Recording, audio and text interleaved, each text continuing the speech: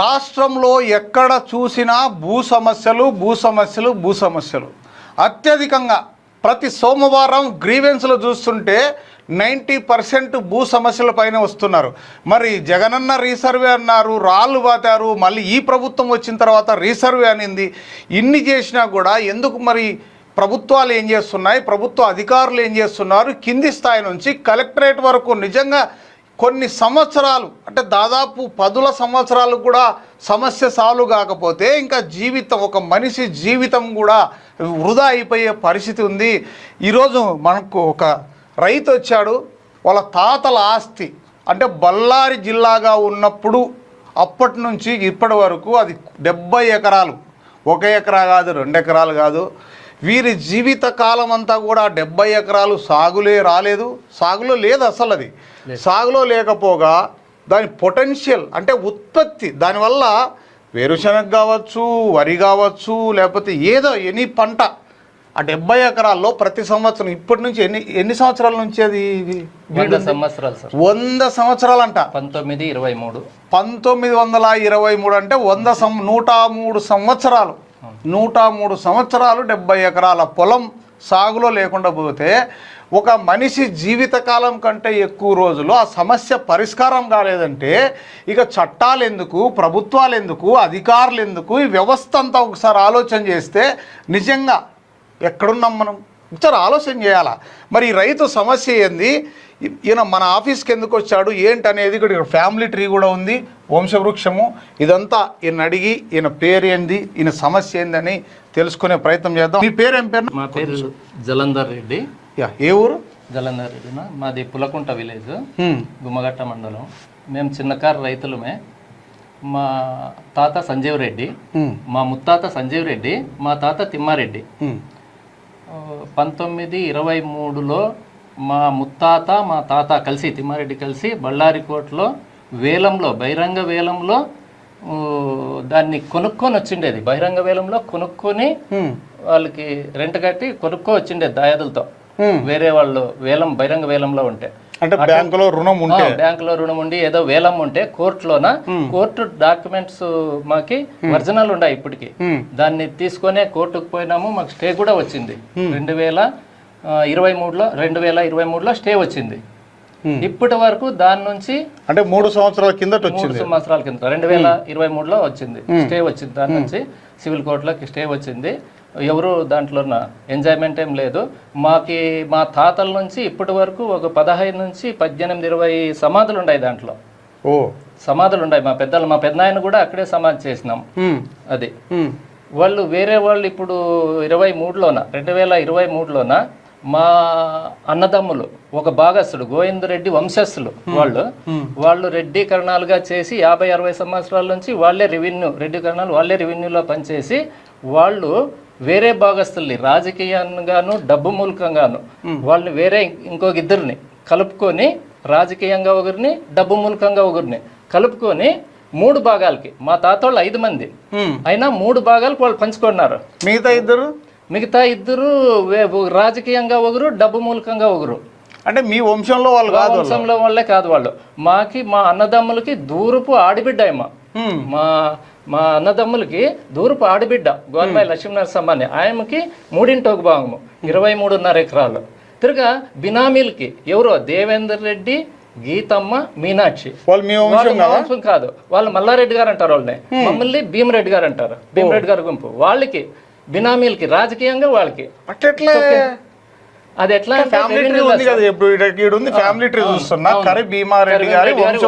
సంజయ్ రెడ్డి మీ ముత్తాత ఇక్కడ నుంచి అంతా వచ్చింది మీది ఏదైనా ఫ్యామిలీ ట్రీ అంతా ఉంది. మీరు భీమిరెడ్డి గారు, వాళ్ళు మల్లారెడ్డి గారు అంటారు. మల్లారెడ్డి గారికి ఆస్తి ఎట్లా పోతుంది మరి? అధికారులు ఏం చేస్తున్నారు? అది రాజకీయంగా అది మమ్మల్ని ఏదో బీడ్గా ఉంది, రాజకీయంగా మాకు జరుగుతుందని వాళ్ళు ఏదో చేసుకొచ్చినారు. అట్లా ఇది అక్రమం, చాలా అక్రమం రాజకీయంగా.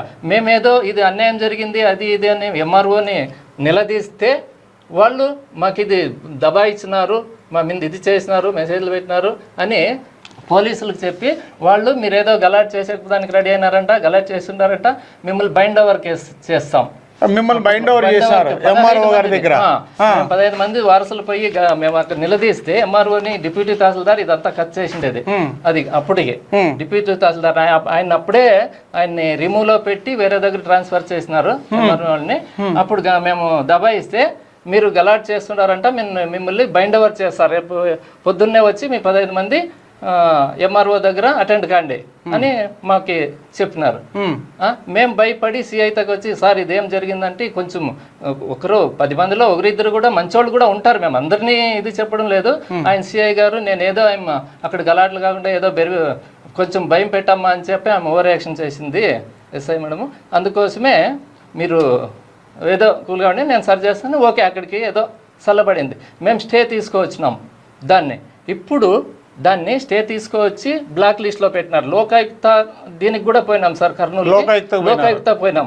లోకాయుక్త కూడా 100 సంవత్సరాలు మీరు 100 మంది ఉన్నారు, మీరు అక్రమం జరిగిందా అయితే సివిల్ కోర్టుకు పోయినారు కాబట్టి అక్కడ మీరు ఏమన్నా ఇక్కడ వస్తే తీర్పు వస్తే దాన్ని బట్టి వాళ్ళపైన యాక్షన్ తీసుకుంటాము, ఇది కలెక్టర్ గారికి తెలుపుతాము ఇట్లా జరిగిందని, కలెక్టర్ యాక్షన్ తీసుకుంటాడు వాళ్ళ మీద అని చెప్పినారు.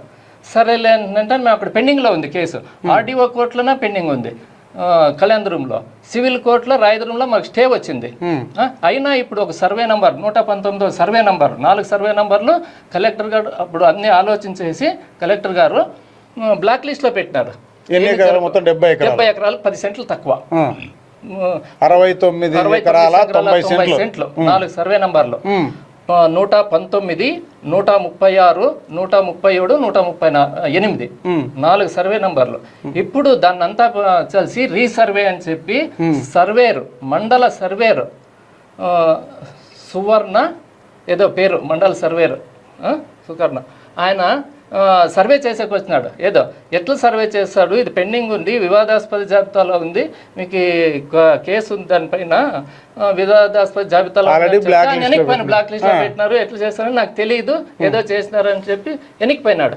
తిరిగి అదే దాన్నే సర్వే చేసినట్లు ఇచ్చి దాని ఎల్పి నంబర్ ఏది ఇచ్చి వాళ్ళకి ఓపెన్ అయింది. అది సర్వే వాళ్ళ పాల్టే ఇది, సర్వేర్ ఆయన ఏదో గోల్మాల్ చేసినట్లు మాకు కనపడుతుంది. అక్కడ ఎంఆర్ఓ గారు పోతే ఎంఆర్ఓ గారు కొంచెం వరకు స్పందించినాడు మా కోసం, మీకు ఆర్డీఓకి పంపుతాను నేను, దీన్ని బ్లాక్ లిస్ట్ లో ఓపెన్ అయ్యేదానికి తిరిగి మళ్ళీ పెట్టిస్తాము, మేము లెటర్ పంపే వరకే బాధ్యత మాది అని చెప్పినాడు. సరేలే అంటే ఆర్డీఓ అక్కడికి 2 నెలలు తిరిగి ఆర్డీఓతో 2 నెలలు తిప్పించినారు.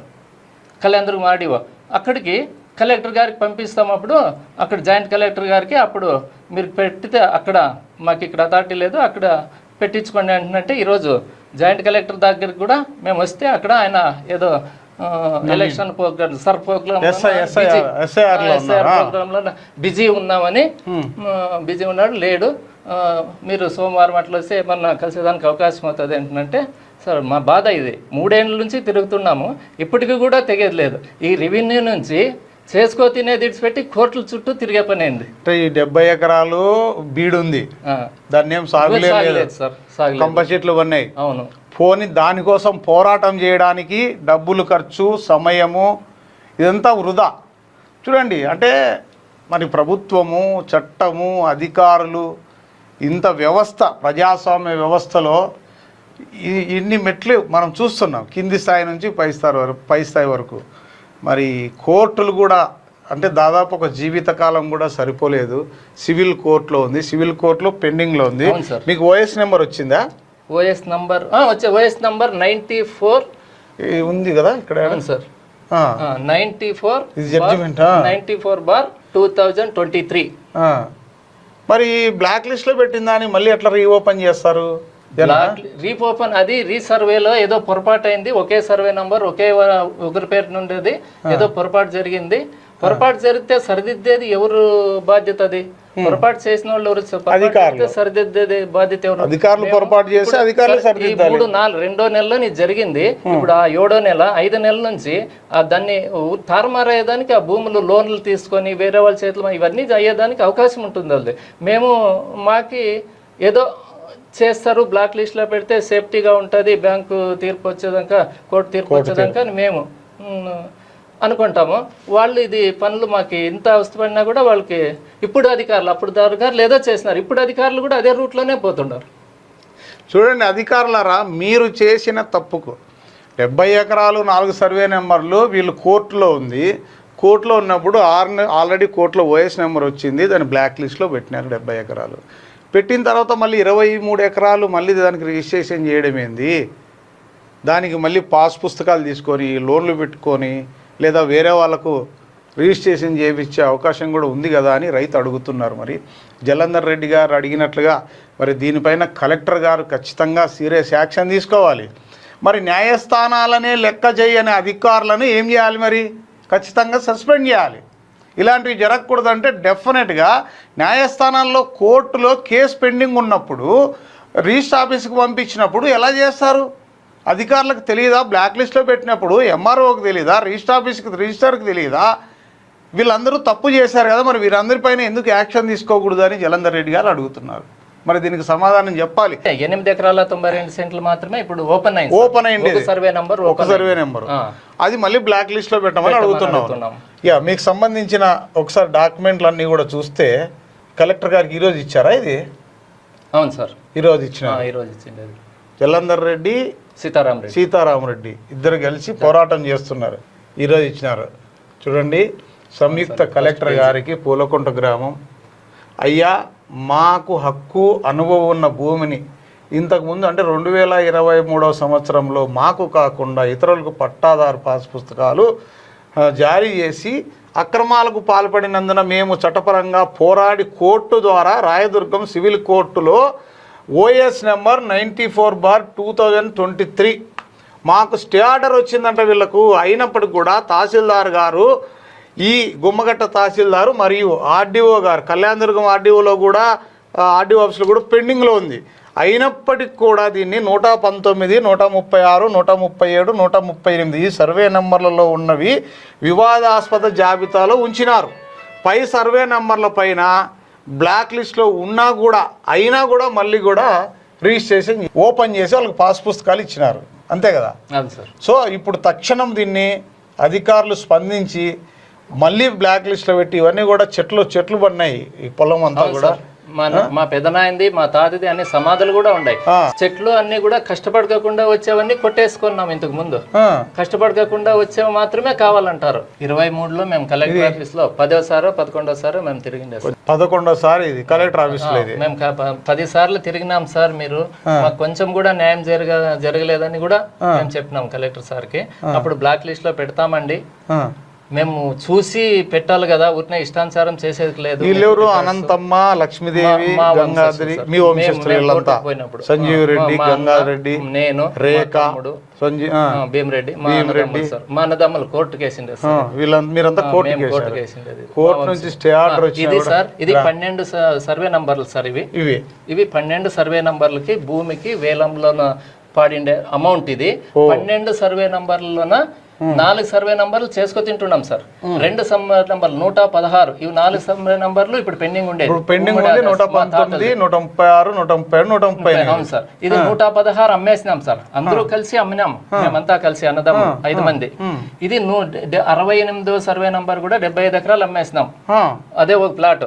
ఇది 12 సర్వే నంబర్లో మాకు వచ్చే దాంట్లోన మేమందరూ కలిసి అమ్మినాం. కొన్ని ఇవి 63, 62A, 37, ఇది 28, ఇది ఉమ్మిడిగా చేసుకో తింటున్నాం మేము. భాగస్లే వేరే సర్వే నంబర్లు పోయినవి మాకు ఈ సర్వే మేము చేసుకో తిన్నాము. 4 సర్వే నంబర్లు 2 సర్వే నంబర్లు అమ్మేసినాము, 4 సర్వే నంబర్లు చేసుకో తింటున్నాము. ఈ 4 సర్వే నంబర్లు మాత్రమే ఉమ్మడి ఇది. దీన్ని వాళ్ళు ఇష్టానుసారం చేసుకుంటారు. రెవెన్యూలో అనుభవంతో ఇష్టానుసారం వాళ్ళు. సరే, దీనిపైన దానికి మీరు ఎంఆర్ఓ గారిని కలిసాం సార్. ఏమన్నారు? ఎంఆర్ఓ గారిని కలిస్తే మీరు ఆర్డీఓతో పోండి, మాకు ఇది వచ్చిండాయి, ఇట్లుంది, అప్పుడు ఇట్లుంది, మిగులు భూమిగా ఉంది, ఇప్పుడు ఇట్లుంది, మేమేం చేయాలి? ఆర్డీఓ తక్కువండి. ఆర్డీఓ తక్కువ అంటే మేము కలెక్టర్ ఆఫీస్ రిప్రజెంట్ చేస్తాం. కలెక్టర్ ఆఫీస్ ఎన్నిసార్లు తిరిగినా 10-12 సార్లు తిరిగినాం సార్ మేము కలెక్టర్ ఆఫీస్కి. అప్పుడు కాకపోతే లోకాయుక్తకు పోతే కర్నూలులోన అప్పుడు జడ్జి గారు మాకి ఫస్ట్లో బాగానే ధైర్యంగా చెప్పినారు, మీది ఫుల్ ఇది ఉంది, మీకు ఏమి కాలేదని. కానీ ఇప్పుడు అది విశదీకరణ కావాలి కదా రెవెన్యూ కోర్టులోనా. ఇప్పుడు రెవెన్యూకి మేము పోయినప్పుడు కోర్టులోనా 100 సంవత్సరాలది, ఎంతమంది మనం ఏం కావాలో వాళ్ళు పేపర్లు చూసే చెప్పేవాళ్ళు సాక్ష్యాధారాలతో. వాళ్ళు కొన్ని రోజులు ఇది స్టేట్ మొత్తం ఒకే కోర్టు కాబట్టి పెండింగ్ లో పెడతాం.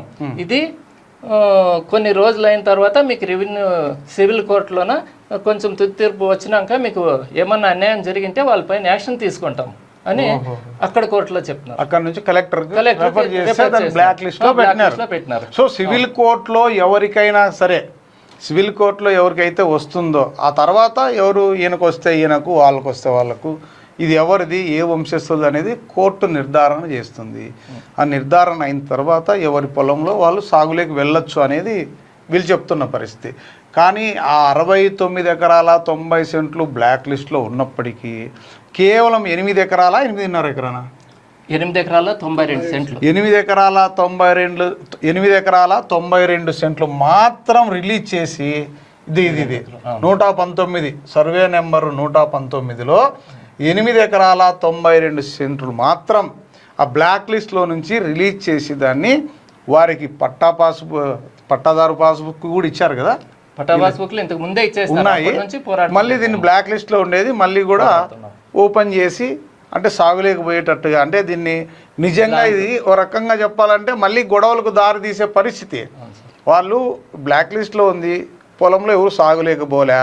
ఇప్పుడు 8 ఎకరాల 92 సెంట్లు మీరు ఇచ్చిన తర్వాత వాళ్ళు సాగులేక రావడం, వీళ్ళు పోయి అడ్డుకోవడం, ఏదైనా జరగరాని గొడవ జరిగితే చంపుకోవడాలు ఇవన్నీ జరుగుతాయి.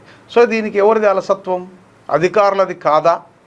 మరి అధికారులు ఎందుకు ఇంత గుడ్డిగా అంటే చూసుకోకుండా ఇలా ప్రవర్తించినారనేది వీరి యొక్క బాధ. ఏది ఏమైనా జాయింట్ కలెక్టర్ గారికి ఈరోజు లెటర్ ఇచ్చారు. తప్పకుండా దీన్ని బ్లాక్ లిస్ట్లో పెట్టేటట్టుగా మేము కూడా ఏపీ 39 టీవీ ఖచ్చితంగా వీరికి అండగా ఉంటుంది. అసలు ఏం జరిగింది ఏంటనేది కూడా ఒకసారి వివరాల్లోకి వెళ్ళి అంటే గుమ్మగట్ట మండలం ఎంఆర్ఓ గారి దగ్గరికి వెళ్ళి దీనిపైన లోతుగా ఒకసారి పరిశీలన చేసి, కోర్టులో ఉన్న కేసులను మనం ఏం చేయలేం, కోర్టు తీర్పు వస్తే తప్ప దీన్ని ఎవరు కూడా కలెక్టర్ గారు కూడా ఏం చేయలేని పరిస్థితి. అంతవరకు బ్లాక్ లిస్ట్లో పెట్టమనే వీళ్ళు అడుగుతున్నారు. అంతే తప్ప వీళ్ళు మాకు సాగులోకి పొమ్మని కానీ లేకపోతే మేము దాన్ని అనుభవంలోకి తీసుకుంటామని కానీ వీళ్ళు అడగట్లేదు. 69 ఎకరాల 90 సెంట్లు కోర్టులో ఎవరికైతే వస్తే ఆ రోజు అప్పుడు చూసుకుందాం. అంతవరకు ఆ వివాదాస్పదంగానే ఉన్ని అది రెడ్ మార్కులోనే ఉండాలా, బ్లాక్ లిస్ట్లోనే పెట్టాలనేది వీరి డిమాండ్. అలాగే సీతారామరెడ్డి గారు కూడా వచ్చారు, ఆయన్ని కూడా అడిగి తెలుసుకున్నాం. ఈ వంశంలో మీరు కూడా ఒక భాగం మీరు చెప్పండి, మీకు జరిగిన అన్యాయం ఏంటి? మాకు జరిగిన మా 100 సంవత్సరాల నుండి మా తాతోళ్ళు ముగ్గురు, ఒక ఆయన ఇప్పుడు మల్లారెడ్డి ఉన్నాడే ఆయన ఒకటే ఒక తండ్రి కొడుకు. మాది పారికత రిజిస్టర్ అయింది. పారికత రిజిస్టర్ ప్రకారంగా ఎవరు భాగాలు వాళ్ళు వెళ్ళిపోయినవి. ఇది 70 ఎకరాలు మాత్రం మా తాత పైన అట్లే కోర్టు నుండి వచ్చింది, అట్లే ఉంది. అది మాకే రావాలని అంటే దాంట్లో మా ఒక భాగస్తుడు వాళ్ళ కుమ్మక్కే వేరే వాళ్ళ దగ్గర వాళ్ళు చేసుకొని మాకు పాస్బుక్లు కాకముందే వాళ్ళకి అబ్జెక్షన్ పెట్టి ఇచ్చిన, ఒకసారిగా 10 సార్లు ఇచ్చిన ఎంఆర్ఓ. మమ్మల్ని ఖాతరు చేయకుండా వాళ్ళు పెద్దవాళ్ళు రాజకీయ నాయకులు వాళ్ళ మాటలని వాళ్ళకి పాస్బుక్లకి ఇష్యూ చేసే ప్రయత్నం చేసినప్పుడు పాస్బుక్లు ఇప్పుడు రేపు వస్తామనే టైంలో అప్పుడు మేము ఇంకా తప్పకుండా కోర్టుకు పోయినాం. అప్పుడు కోర్టు మాకు స్టే ఇచ్చిన తిరగా మళ్ళా కలెక్టర్ ఆఫీస్కి 10 సార్లు 50 సార్లు తిరిగి ఆయన కాళ్ళ కడుపు పట్టుకుని బ్లాక్ లిస్ట్లో వేపిస్తే మళ్ళీ ఒక సర్వేయర్ గారు కొలతకొచ్చి ఆయన డబ్బులు తిని అవతల పార్టీ దగ్గర డబ్బులు తిని మాకే మళ్ళీ ఇప్పుడు 4 నెలల నుండి collector office, MR office, RD office తిరిగేదానికి మాకి అవకాశం చేసినాడు. మేము ఎక్కడి నుండి తేవాలి డబ్బులు తిరిగేదానికి? అది మా బాధ. ఇది న్యాయం ఎవరు చేస్తారో తెలియదు, అధికారులే చేయాలి. ఇప్పుడు వచ్చినాము, కలెక్టర్ గారు లేరు, జాయింట్ కలెక్టర్ జేసీ గారు లేరు, మళ్ళీ రావాలి మేము. ఆయన కలసాలి కదా, చెప్పుకోకపోతే గుమ్మగట్ట అంటే బళ్ళారి బార్డర్ అక్కడ నుంచి రాయదుర్గం రాయదుర్గం నుంచి అనంతపురం మల్కాల్మూరు బార్డర్ సార్. 5-6 కిలోమీటర్లు అవుతుంది అంతే మల్కాల్మూరు కర్ణాటక.